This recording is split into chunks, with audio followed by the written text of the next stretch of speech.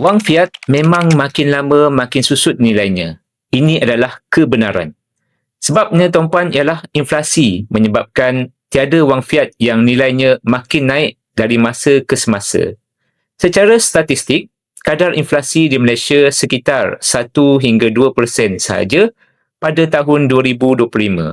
Tapi kita selalu rasa harga barang naik lebih 10% sebab kos sara hidup dan barang tertentu naik lebih cepat.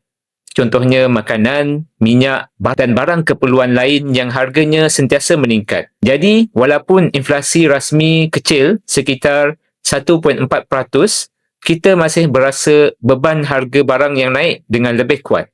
Itulah sebab kenapa nilai duit makin susut dan kita perlu alihkan simpanan jangka masa panjang dalam bentuk emas. Tuan-puan yang dah ready nak tukar simpanan kepada bentuk emas, boleh rujuk pin video saya. Di sana saya kongsikan 5 langkah mudah nak kumpul emas di Public Gold.